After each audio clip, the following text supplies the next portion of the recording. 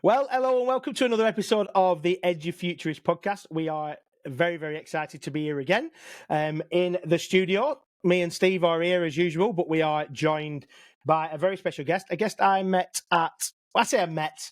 I didn't really meet him. He's too much of a celebrity for me to meet him.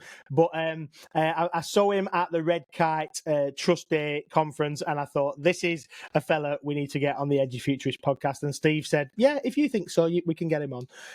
Not just because he's got a great name, and obviously, but he's the real David Cameron. So, David Cameron, thank you so much for joining us on the podcast today. Cheers. Could I just say that I'm not a celebrity. I was putting myself out there.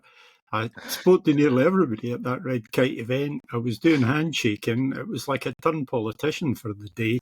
And if I didn't manage to speak to you, you must have been one of the few people I missed. But pleasure to do it now, Ben. And great to meet you, Stephen. Yeah, me and Ben are fellow Northerners, not as north as you, but we're bringing it to the north today. So yes. Where are you joining us from today, David? I'm joining you from absolutely north of the wall. I'm completely surrounded by wildings. I'm in a place called Ockmuir Bridge, which nobody on this podcast will ever have heard of because it's a proper hamlet without Yorick, no skulls, just being some sheep, really. That's pretty much it. That's how It sounds like paradise. It sounds like the kind of place. And we were just before we went on air, we were talking about that we're not beholden to anybody. You can have me tea, can have me whiskey, whatever we want to have it. It's what we do, right? And living in a space where there's just you and sheep sounds like well, we won't make that joke, but we'll go there. So, David, you spoke about some wonderful things at the conference that we're at, but you've been in this education space and doing an awful lot to support young people for a significant amount of time. I don't want that to sound rude, but you know what I'm saying. And when we looked at this, one of the things that jumped out is that the fact that you've been involved in supporting children's services and leading children's services for a significant period of time. Will you just give us a little bit of a potted history of what you've done to support education and young people? Right. Well, I was a teacher. I was a secondary teacher for years. Eventually, I was a deputy head in a big secondary school in Scotland, and then I was an advisor for assessment and research, and then I finished up by accident and clerical error, moving into the directorate, and I was an assistant director of education. Then I head education, and then I was director of children's services. And along the way, I did some national development work in Scotland. But as you kindly pointed out, Ben, I am a man of a certain age and lucky to be alive. So I go all the way back to what was then called standard grade development in Scotland. I did a national secondment for that. So I've done a bit of national curriculum work, a bit of exam setting, and then I've done a few years in this independent lark, or as I think I probably mentioned in the Red Kite Day, as my friend and colleague Chris Kilkenny describes it, talking shite for money. So, that's kind of pretty much my pedigree, really. Well, to be fair, we've made 8 years of it on a podcast as well, but for no money. That's the irony. We all did it for a long period of time either. So. And we did it for a long period of time when we were still in education. And education policy at national level, you've been doing it your whole life, maybe then, David. So it sounds absolutely wonderful. Yeah, pretty much. Yeah, man and boy. I was lucky enough, maybe 2016, I travelled up to Kinousse. Right. So from Yorkshire to look at. So I was doing a Jamboard session with the school in terms of some of their programs around, and apologies, I can't remember the initiative, but it was where secondary schools were being looking at their hires and looking at the strength of beyond the qualifications they were getting and connected with other colleges and other across those separated cities and those some of those locations that were tackling adversity in regards to rural locations that couldn't get to high quality education. So they were delivering online using different mechanisms. Yeah. And then I fast forwarded, and I remember in a presentation using the Highlands and Islands conversation that I think stems back to maybe 2011, where they were delivering online learning, and I was in a conversation. I can't remember what the conference was, and and I'd got to that bit where everybody thought that edtech and online learning and learning beyond a classroom was only a response to the pandemic. And I was like, right, can I just call out these few things? There's Maldives, there's Australia and the outback, there's Indonesia. Look at this wonderful stuff that's happening on the globe. Well, let's bring it back to here. Let's look at the Highlands and Islands in 2011 and how they've been delivering online learning because they've had to, because they couldn't access learning for a long period of time because of their rural locations. And look at the Open University. And I remember constantly looking at that research in regards to that learning through the need and their why of they couldn't travel, they couldn't get the distances of 3 hours to access learning, so they were delivering it a different way, not as a response. And I was like, why did I not hear about this 5 or 6 years ago? Because I would have used this case study and this example, because and maybe, I don't know if you were involved in that, I don't know what education looked like and where you were, but maybe you could talk to that and experiences of what Scotland's education system looks like and how you're involved. Yeah, I mean, it depends where you want to go with that, Stephen. I think in terms of online, Scotland's had a really mixed history on that. We were early into what they called GLOW, which was a kind of national setup, and they did really well initially. There was Guy Laurie O'Donnell who led on it. He won some George Lucas award. He was spirited away to the Star Wars ranch and spent a bit of time there. And it looked as if we were going to be world leaders. And then somehow or other, it seemed to get a bit clunky. And I don't think it's ever really delivered on the promise that it initially had. But in terms of online working and connection, you're absolutely right that we've got lots and lots of very isolated schools, very isolated areas. It's really difficult for kids from there to get that wider experience. And there's been some tremendous examples of work around that. The Anderson Institute in Shetland had links with South Africa, did lots of work directly with schools, children and young people there. Lots of stuff done around the initiative I think you're talking about in terms of Carnoustie, which was called Developing the Young Workforce. And, you know, a classic example of that was Carnoustie High School, where they had a head teacher there, a guy called Ollie Bray at the time, and I think they had somewhere over 80 options in the senior phase of the school, including vocational options, academic options, and others. And that was all supported by local partnerships and online activity. So there's lots of good practice around, or there has been lots of good practice around. And the point you're making, I think, is an interesting one, because what we're not very good at is building on that. You know, I complain a lot about our obsession with national averages. So, you know, we kind of talk about Scotland as an education system not doing desperately well, but actually there are schools in Scotland doing exceptionally well. We're just not identifying where that best practice is, and we're not, I think, significantly building on it. And what we do instead is we introduce reform, you know, so, you know, things don't seem to be going too well. Let's redo the curriculum. I don't know about you guys, but I can't even remember what curriculum we had when I was at school. I don't think we had curriculum. I think we just had exams and stuff, and we kind of stumbled towards them in a miasma of fear, confusion, and adolescence. And, you know, and that's about as much as I recall from it. And I don't think your future is determined by whether or not you've been blessed by the national curriculum or whatever. And yet when we make these big macro changes, it disrupts the system. It places workload, particularly on the keenest teachers who take it seriously, rather than doing what you're you're talking about, which is to say, guys, what have we been doing right? Can we do a bit more of that? And if we're going to do a bit more of it, what help might people need to enable them to do a bit more of it? And I hope that that's one of the messages the new government might take, that, what we don't need is, we don't need the maps redrawn.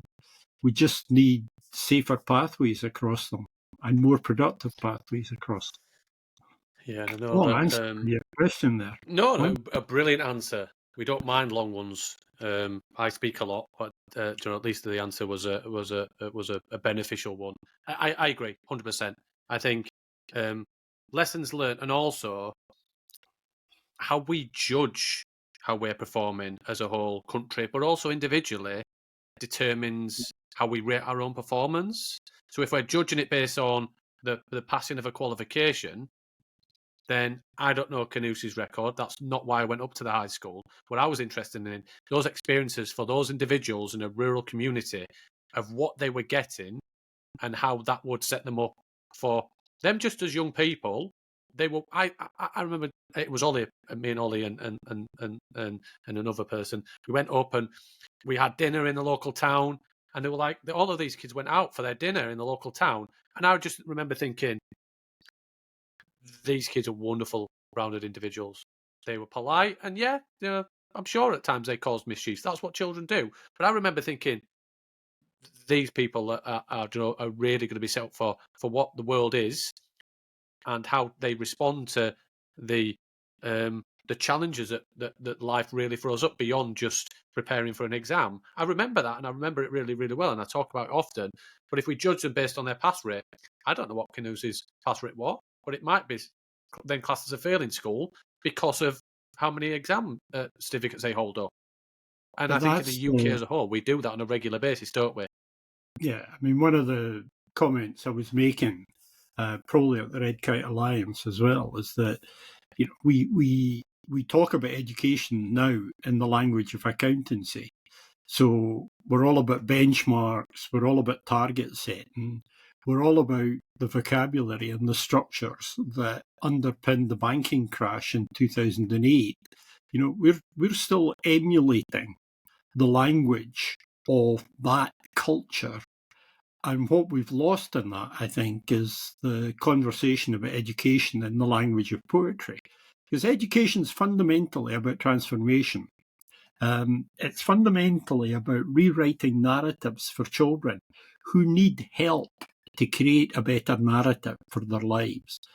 And we get so caught up in attainment as a measure. And of course it's important. Absolutely no doubt about that. But I know so many kids who got the attainment that got them into higher ed, but they couldn't cope once they got there because they didn't know the mores, they didn't know the culture, they didn't know how to behave, how to conduct themselves. They lacked the confidence to contribute in tutorials. And lots of kids in schools, and I've been talking about this in an article I've just written for the Times Ed, have been helped to get over the hurdle that's in front of them, but nobody's thought about how they finish the race after that. So, we overestimate the power and importance of attainment unless it's buffered by a much broader and much more humane education than the one lots of schools are tending to give at the moment. I would be. This is the gold stuff that we're talking about. That it's not just about attainment. We feel like we've been saying this, and lots of people have been saying this. And I think most people, even the people who run the DFE and the people, whether we like them or don't like them or others, they would acknowledge that school and education is not just about attainment. But if that is the tail that's wagging the dog, that is the challenge. I feel like we've said on this podcast probably 1,000 times that exams or assessment still is the tail that wags the dog. And because if that is the most important metric, and then progression to university is another important metric, then we miss out on some of these things that once on a day were called soft skills, we've called them power skills, and we're talking about more life skills. This is what we're talking about. And interestingly, as I'm hearing you speaking there, David, and thinking about some of the experience you've had in terms of children's services more broadly, I think I'm chair of governors at a primary school currently. I know Steve was chair of governors at a primary school as well for a season of time. And increasingly what we're finding is that schools have got this amazing opportunity to do X, Y, and Z 9 till 3 within their 180 odd days of a curriculum time. But realistically, we're now becoming in education having to do the social care work, having to do the broader wraparound and safeguarding and stuff that probably was done by other agencies at that point. Is this something that you've seen over time, or and maybe you could speak at that? Is there anything that you see or have seen that gives us hope that perhaps we could see some light at the end of that tunnel? Yeah, I think there's a number of things. I think one of the things that's happened in England, particularly, is that schools have been separated out. Academisation has effectively isolated schools. And what we've seen recently is we've seen a scrambling to create collectives. So we're now looking to build multi-academy trusts, which in terms of effectiveness are as varied as local authorities were before them, and as local authorities currently are. So, but what we've lost that capacity that I had as a director of children's services, where I could direct social workers, I could direct community workers, I could create the possibility directly of genuine joint working. So, I could regularly convene meetings of community reps, my director of social work, my key education staff. I could pull them together and we could talk about how we were going to focus on a particular area, particular geography, particular school, whatever, and how we were actually going to make a difference within that area. And that's been lost. And what's now happening is in England, excuse me, is that lots of really good-hearted, really well-intentioned people involved in academies are trying to recreate that. And I see some really good examples of that. But it's a huge pressure on their budgets. That they're looking at engaging staff to come in and do that wider work. And I think we need to reflect, and hopefully we can do it a bit with a new government, much more on how we create that genuine joint working. Because as I keep saying, and loads of people keep saying it, schools can make a difference, but they can't make all the difference. If you've got kids coming in whose lives are blighted by economic poverty, if they're living in crap housing, if they're struggling for care within their own home and their own environment and all of that, schools are not going to make them whole by giving them a knowledge-rich curriculum and send them along to an assembly every so often. That's just not going to do it. So I think there's an increasing realisation around that. I think there's an increasing realisation. Yeah, a couple of points actually. Really, we had Valerie Hannon on, and we've a good friend of the podcast, and she talked about the fact that if we were to truly ask for a definition of what education and the purpose of education is as country, or if we said UK, if we focus on England or we focus on Scotland, do we actually know what the purpose of our education system is individually? Because have we lost sight of the vision based on what we believe it to be, as those people want to focus on all the stuff you've talked about, rather than actually what it's become of babysitting service, getting more exams and getting people to university? And I'm like, it's not a stepping stone. Education and learning, it's an infinite game. There is no finish line. Ultimately, what we need to be doing is lighting a fire under a real appetite to have an excitement for learning. And by saying you might love this subject, but you only get to do it once a week. It's like your best show. The world has changed now. So if you want to watch a show, you don't have to wait a week to watch it. We're now in a streaming service where you want to binge watch. You can absorb as much information as you want to. And the young people now are in a streaming service. And I say this on a regular basis in terms of my daughter's 4. We're teaching in an analog world because that's where often we're at and the policymakers are at. And we're delivering to a younger generation that will move further and further away from where we want to be. Yeah, and if I may, it's worse than that. Because sitting alongside that, up until now in the DFE, we've had this obsession with knowledge and legacy. So we've had a huge commitment to the whole idea of passing on the best that's been thought and taught and, whatever. So we've had all of that. And for me, it's a conspiracy against thinking. So what we've got is we've got a culture where we are trying to persuade young people that they live in the best of all possible societies and the best of all possible worlds, because William Shakespeare was part of that society a number of centuries ago. And Winston Churchill was a good lad and won the war single-handed in a mud wrestling match with Adolf Hitler. And we've got this whole kind of concept around that. Now, of course, you need knowledge.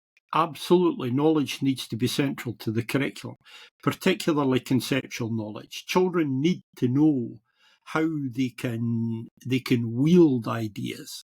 They need to know how they can make use of information. Knowledge is vital, but the way that it's been presented over a period of time now, I think, has been increasingly sterile. And it's been much more, I think, politically motivated than people are prepared to admit, because it served an agenda and it sits alongside lots of the rhetoric around behaviour. And I know that kids need to behave, I know all of that, but the emphasis on obedience, on transmission and education are all inimical to creating a culture of challenge, curiosity and ideas. And if you look at that set against what the previous government has done in legislation against protest, and you look at the sentences that have just been handed out to the Just Stop Oil activists, and you start to think, maybe it's not quite a conspiracy theory to think there are some consistent trends beginning to develop around this that we need to change and challenge. Because we do not live in a world that we can be proud of at the moment. We're living in a world where, climate emergency is a reality. There's no doubt about that. It is a reality. We are using the resources that, unless we do something dramatically, our children and young people will not have. We have a world riven by wars. You look at what's happening in Gaza, all of that, it's utterly horrific. And in America, we've got an election that's been conducted on the level of Yabu sucks. The idea that, going back to Winston Churchill, is, somebody much recognised. Can you imagine Winston Churchill being preceded at a conference by some wrestler who rips his shirt open? And he then comes on and says, "Sleepy Clement Attlee." The level of public discourse has utterly gone through the floor, and yet we're trying to pretend that we can pass on a legacy to our young people that they'll benefit from. And that's not the case. What we need to do is help them to shape their own future. We need to stop talking about getting kids to adapt to the future and start talking about how they shape a better one, because there's more hope in terms of their ambition for change than there is in ours, in my view. Ben, you're on mute. Still on mute? Yeah, we can't hear you. I don't know if you can hear him, David. I can't hear. No, that's fine. Well, Ben's just lost sound at the minute, but that's not a problem. I totally agree. I think, and I often say this, when I'm working with educators and teachers, and I'll say, I was a teacher, I get it, but what we cannot do is just because we prefer something, we need to meet where they are at, and they will bring us along and make their journey really exciting of where they're at if we meet them where they're at. Because if we deliver it, and people say, I prefer books, you've got some great books, I'm sure, behind you. I've got loads of books. That's how I prefer. But it's not about us. It's about them. And ultimately, I think what we have to be honest about is this whole thing of knowledge, but also those teachers there, you educate the kids, they sit there, and we just talked about earlier as well, of compliance, and we give them information. They can respond and ask a question when we let them do that. I want rebel ideas. Yeah. I want people that are really going to bring their own autonomy, and they're going to shape it through honest feedback and kindness. But they say, actually, you know what? We want to do it this way. Yeah. But we have to allow the culture to allow those teachers to change their mindset and be facilitators of learning rather than a delivery person of information and seeing those individuals as empty vessels to fill up. I just don't. I've never agreed with it because I was taught that way, and that was 40 years ago, and it was outdated then. Yeah, I think there's another phenomenon though that feeds into this, and that's the fact that because we don't have enough teachers, there are more ways of getting into teaching in England now than there have ever been, and you can take routes into teaching which are effectively based on an apprenticeship model, as if you didn't need any understanding of child development or, how children think or feel or grow, or a deeper understanding of the psychology of learning or whatever.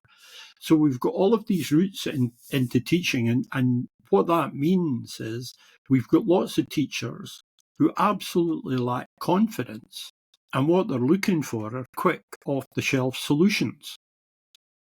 And that's what we get. We get the equivalent of recipe books in education now. So Tom Bennett running the room, here's a kind of step-by-step guide to how you create a really good culture in your school and classroom. Now, there's merit in lots of things that he would say in that and suggest, but there is no template. And if what we have is we have teachers who can only deliver, then effectively we've created a profession dominated by technicians rather than educators. And the process of education fundamentally involves engagement. I loved what you said, Stephen, about meeting them. That the key to education is to take children from where they are, to understand where they are, and build forward from there. Classic example, the early years document in England is lots of positive things in it. It's written entirely in the rear view mirror. It's all written on the basis of where the kids need to be if they're going to be achieving INSATs at Key Stage 2 or Key Stage 3 or whatever. And it works backwards from there. It's all about school readiness. The equivalent document in Scotland is called Realising the Ambition. So you're in a healthier discussion as soon as you hear the title. But it's much more about saying, how can we start with our young people and make more of them, rather than they need to be at this point by the time they're 8. Therefore, what do they need to be doing now when they're 4? I mean, I'm seriously expecting people to come up with a baseline test that can be administered in the womb so that there's absolutely no delay or time wasting. Kids just come straight out, lock into the curriculum before the umbilical cord is cut. I think that's edgy future for you, right? Yeah. Do you know what? In that space, I think that idea about creating a future, rather than adapting to a future. That idea of and acknowledging that from what's the most important thing in this is the young people thrive, as Steve was talking about with Valerie there, that they have more than results. I used to, when I was head of sixth form, I used to have this thing blazoned across the thing, hashtag more than results, because I do care about your results. I do care about that, but it's more than that.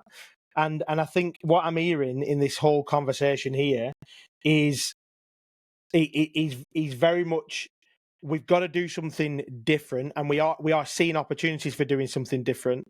But one of the things that I wanted to pick up on what you'd said earlier was about us not having enough teachers.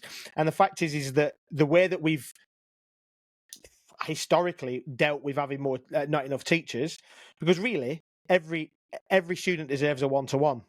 So what we did was, and in fact, in the olden days, the rich people used to have one-to-one tutors, right? So then we went to, let's get this many groups of students in a classroom, and ultimately, let's get 30 children in a classroom, or 35. Let's squeeze it. How many extra chairs can we get in? Or then let's put a multi-academy trust together, which means we don't need to worry about a bursar here and a this, that, there, so we can get maximised numbers. And you were right. You mentioned about the accountancy thing. You mentioned it being a technician thing, that it's basically that we've created a system that is maximising profit and maximising knowledge delivery, not necessarily learning. And I think there's a few things that sit into that point. But from a teacher perspective, like 6,500 new teachers we've been promised. I don't know where they're going to come from, but I don't know if any of us have got anything that we could maybe suggest to make that happen. I mean, I do think that we're far too fixed on too many things, and I did a bit of work on class sizes a while back for Scottish Government, and one of the things that I suggested was that we need to stop being obsessed with class sizes. I don't have any problem with the idea of having, 60 kids in a room if what I'm doing is I'm giving them an introductory lecture, but I would want a much smaller group if I was doing something much more interactive. But it's almost this idea that kids are like these animals that move across the veldt in Africa, that they all need to move together in some way. So you're in a class of 30 and you stay in a class of 30. And maybe if you go to a practical subject, you might get to be in a smaller class in a secondary school. But we're very poor about thinking about that idea of flexibility and thinking about groupings of learners for particular purposes. And if you accept that you can take a really big group of kids for, if you like, an introductory part, then break them up, you can think much more flexibly about the kind of workforce that you need. You can think much more flexibly about how many people you need, because you've broken away from that concept of, I have a class, therefore I need a teacher, I probably need a couple of TAs, so suddenly there's the package. And if I can't get that, I'm in trouble. And we're not very good about thinking flexibly like that around issues like that. So I think there's a lot of problems that we create for ourselves because we are so conformist.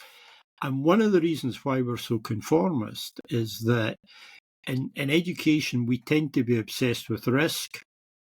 We tend to focus on what goes wrong, all of that. I mean, the reason I'm laughing is that I had an exchange with Phil Beadle. Phil Beadle, been Teacher of the Year, well-known, fairly controversial figure in education. And Phil did a book called The Fascist Painting, which is kind of about school culture.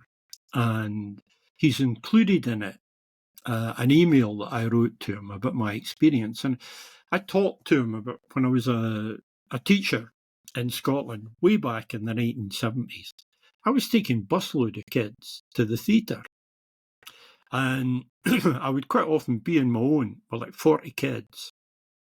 And I was taking them to see things that often would be dismissed now as propagandist theatre. So there was a company called 784 who did a production in Scotland called The Cheviot, the Stag and the Black Oil. Hugely successful, pretty left-wing in its orientation. But I got kids to go to that because it was entertaining. And then I could get them to go and see Rosencrantz and Guildenstern. And then I could get them to go and see Hamlet. And I would get 40 kids on a bus going from Fife in Scotland to Edinburgh, practically filling 5-6 rows in the Lyceum Theatre in Edinburgh to see classical drama, right?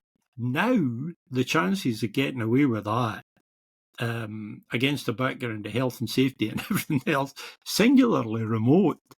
But we are obsessed with risk. And one of the reasons for that is that as soon as something goes wrong in the world of education, we look for somebody to blame. It's like the crops have failed, burn the witches. And it's even worse in social services. A kid dies and it's immediately whose fault is it? There's absolutely no recognition that some of these kids are at risk because they're living with parents who are chaotic. Some of them are addicts. Some of them have got other issues. It's an absolute miracle, a blessing and a tribute to social services that we don't have more tragedies. And yet every time we do, we treat it as exceptional. And we built that culture of accountability and that absence of trust into the way we think about social services, built it into the way that we think about education. And as a result, I think we've reduced opportunities for children.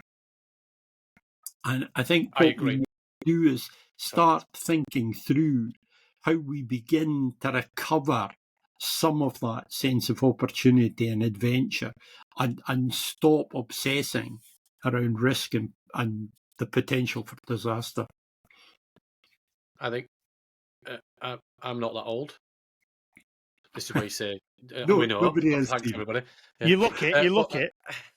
Art paper round. Uphill, a lot of it, carrying heavy newspaper. But I've spent a lot of time reading, dedicated to different roles in leadership, whether that was leading a class, whether that was taking 100 kids to the Lake District every year, leading residentials, and again, talking about that risk. Wow, would I be able to do that now? Right on the Derwent Water, up Cat Bells. Some of those children, 25 of them, would sleep out rough in a bivvy with me in outdoor pursuits. And I didn't cut the corners. I knew exactly what I was doing, but would I do it now? Absolutely not. But fascinated by leading at different levels. I was captains in sport and everything else. But I've spent and one of my favourite books that I always talk about is Black Box Thinking. And I don't know if you've read the book, Black Box Thinking by Matthew Syed. What you think of the author is not the reason why I love it. I'm speaking after him. You know this, don't you? Yeah, I do. So I knew you'd jump in and start upsetting me because I've not ever met the guy. But the thing that I really learnt about that book was process and how different systems and different structures and different organisations and different.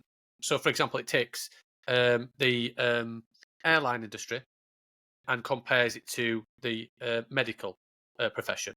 And I think if you look at the NHS as a whole, but if you look at any public service, how they are judged is exactly the same way as a medical profession, where straight away something happens, we then say individual's fault.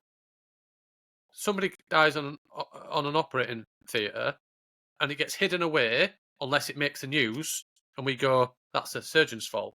Something happens in a classroom or in education, that's the teacher's fault.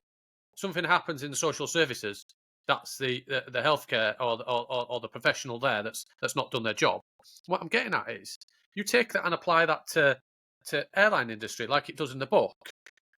There is something there that identify and records it. I'm not saying putting a black box in education is what I'm trying to get at is we need to look at the processes and the systems and everything we've put in place that is restricting and impacting the flexibility, the autonomy, and the risk-taking in psychological safety in those sectors. Because what we do is we criticise the individual rather than the fact what we say is, actually, something's happened to that young person, or we're not teaching them correctly, your fault. No. What happens if the fact that we're asking them to deliver in a particular way or look after too many students and they're teaching 40 hours, they're having to assess on a regular basis because that's the shackles we put in. And if they don't hit these grades and these marks, then we're going to criticise for it in the social services.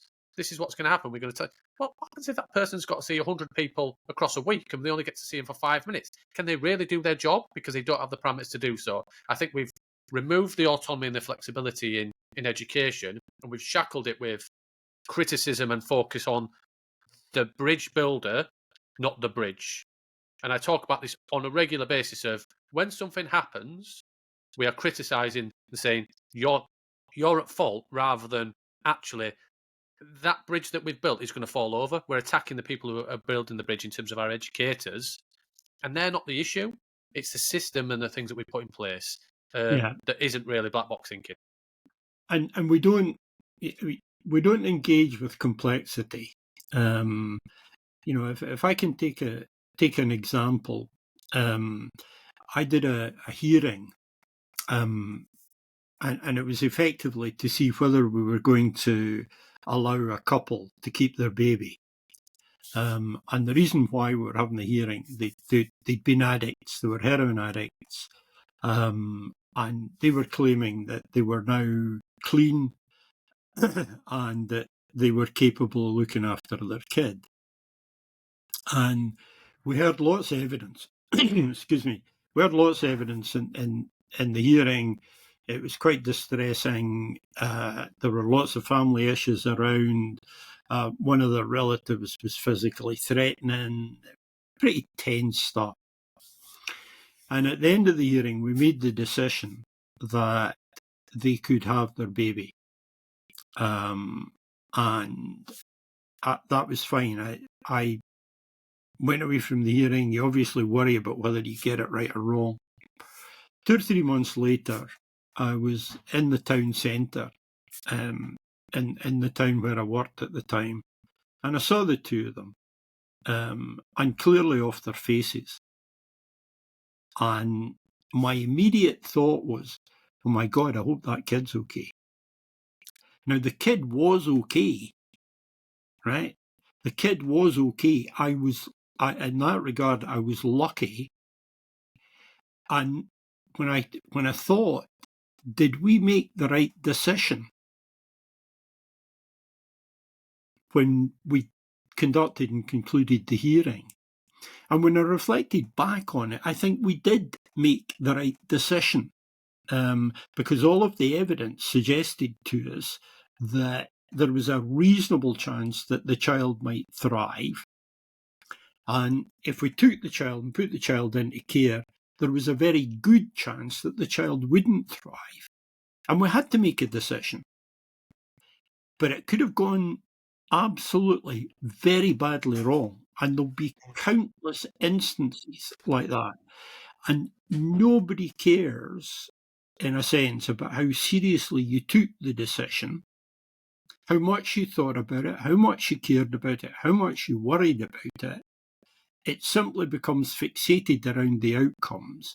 And as Matthew Syed talks about in Black Box Thinking, it just immediately becomes a source of blame. I mean, there was a brilliant thing in Scotland for years where every time you would get an incident around food, classically a bunch of old folk would go out for a Christmas tea and they would get food poisoning.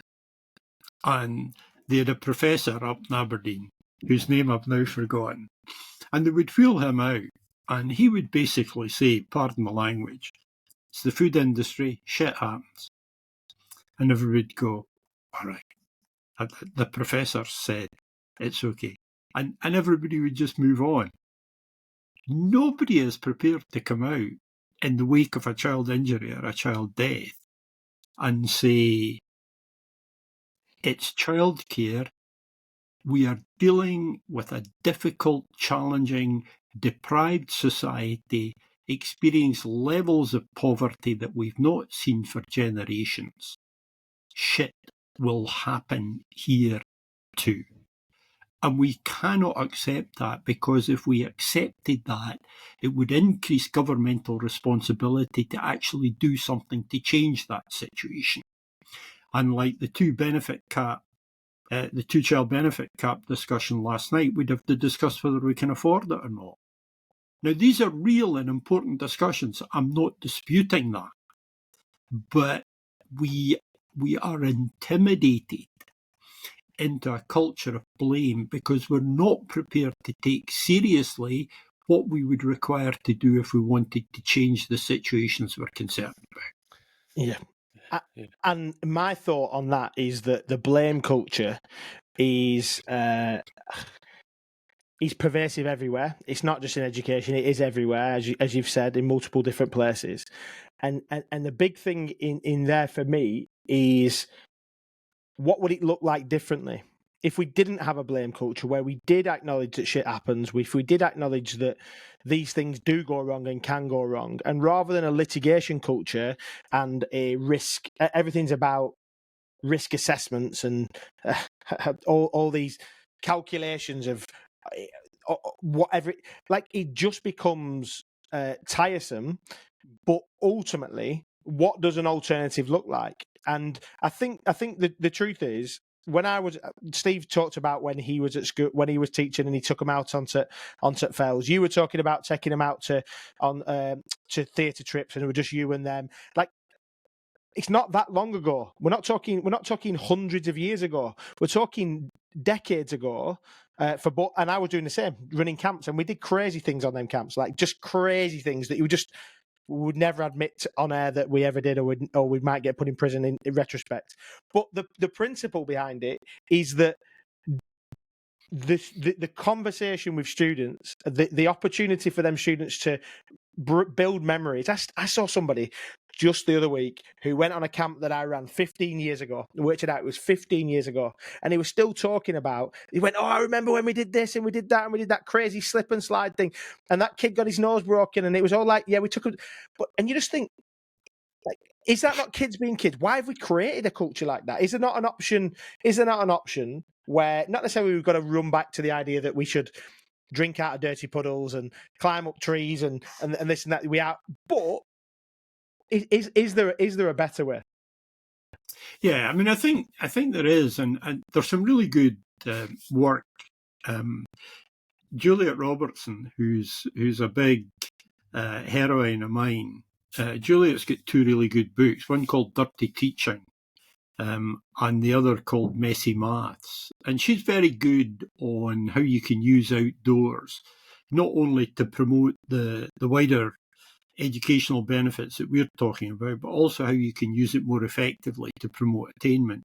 And there's lots of good work around that. I led a group in Scotland.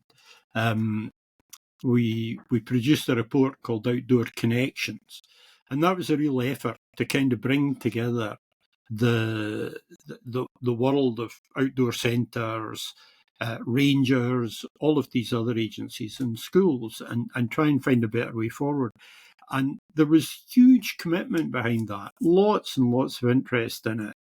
And things like that, I do think, offer hope of moving forward. That was involved learning through landscapes.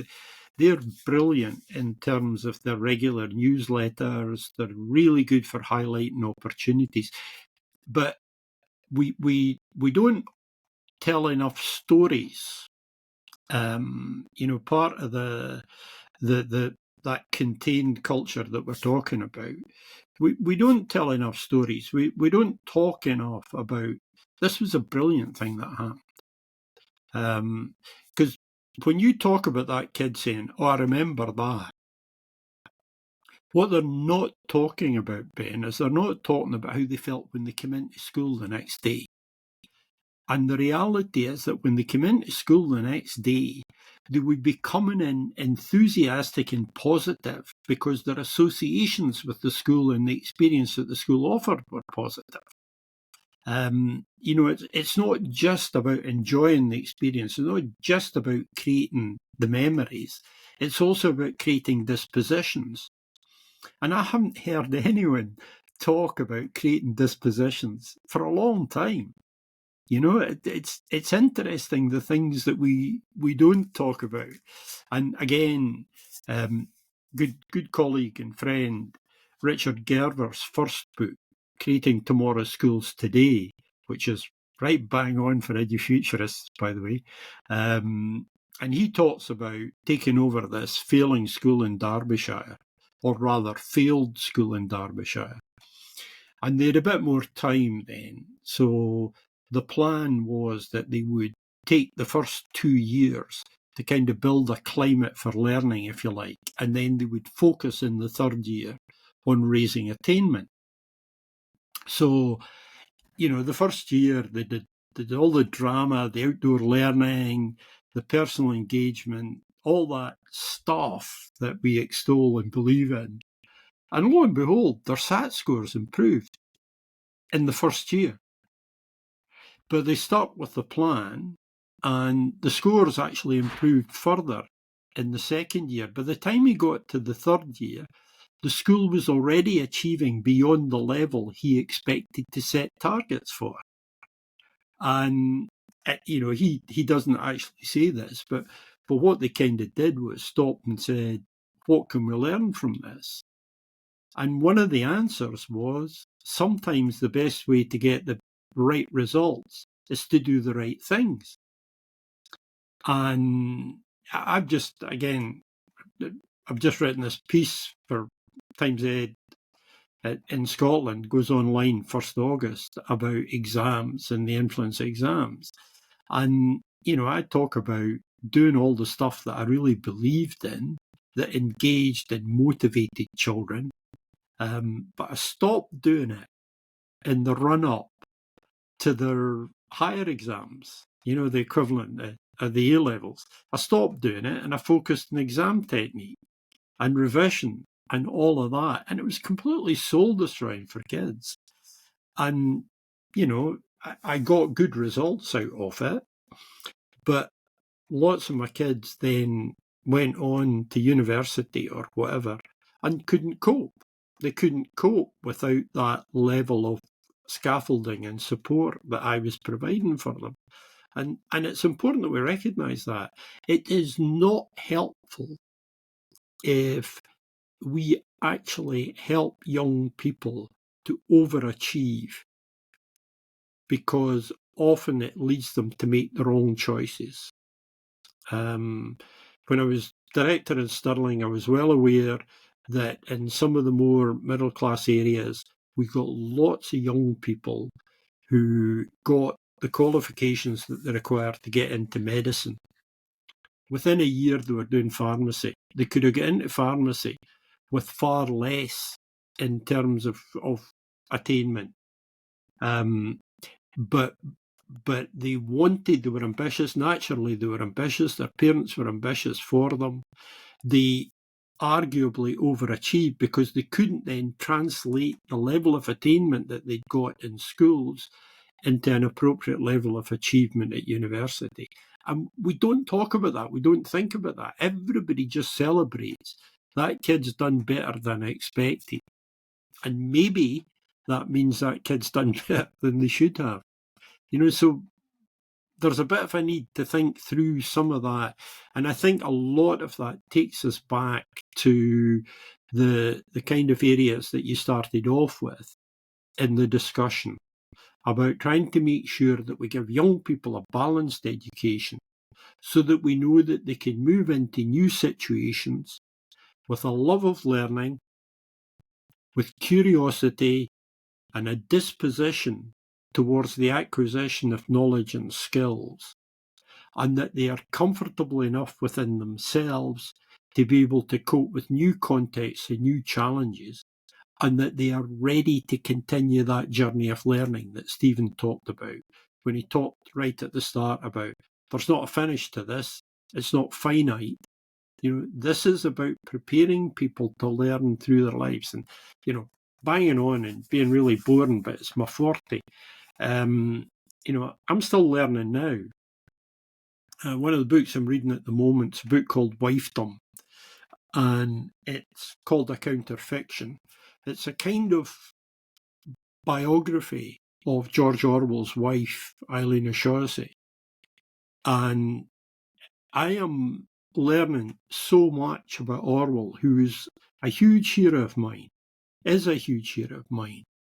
but I'm now learning about things that he didn't write about. I'm learning things about his relationship with truth when it came to his own personal life. And this was someone who was championing truth through Animal Farm 1984, all of that, through his essays, all of that.